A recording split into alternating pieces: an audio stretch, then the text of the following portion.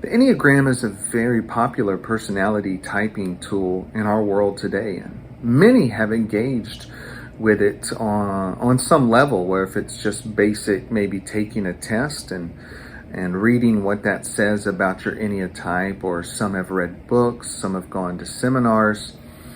Some have looked at it and wondered if this is even compatible with Christian faith and spirituality. And for those who are not very familiar with it, you can look at that Enneagram symbol, the circle, with the lines that are going through it, and it can take people aback, shock them, leave them asking a question. What is this tool and what is this symbol? It almost looks connected to some kind of evil symbol, but it's not an evil tool. It is a tool to help us understand how we've been created and formed and shaped in our lives. And the word Enneagram just means nine-sided figure, from the Greek Ennea, which means nine. And so you're probably aware that it refers to 9 points around the circle that refer to the 9 Enneatypes. And those lines that are going through that we usually see in the middle of the circle connect to where each Enneatype moves in health, but also in stress.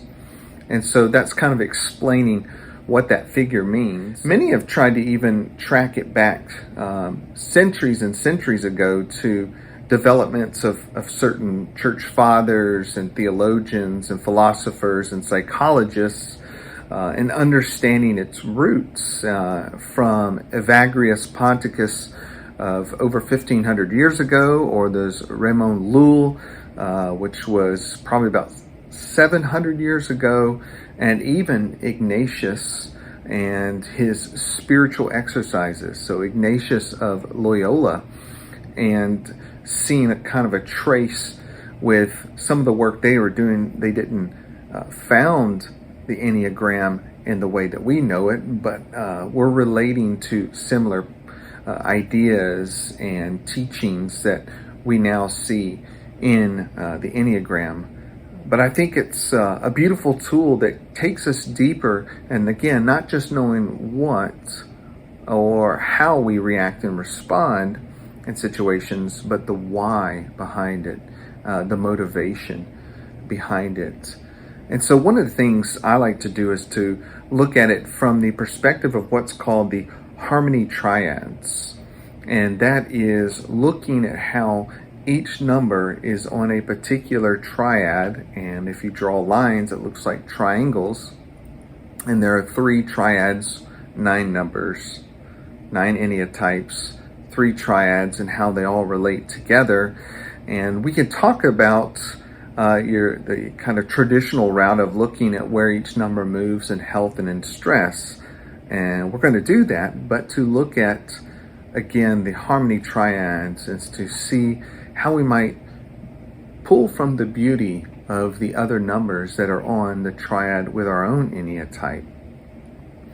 And then one of the great things I think that's important to think about is how this Enneagram tool can be used for our spiritual development and formation. And I think it can be a tool for understanding what we can hear from God, what we need to hear from God in each of our Enneatypes. What are the things that we might struggle with? What are called the vices? There's a vice and a virtue connected to each number. But at the end of the day are also spiritual practices that can help us grow in our walk and journey with Christ as we live out our faith in this world today.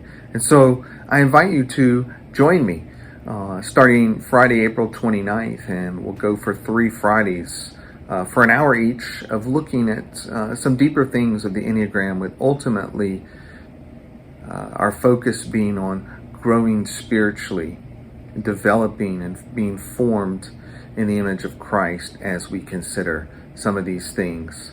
So go ahead, click on that registration link, and I look forward to seeing you on Friday, April 29th.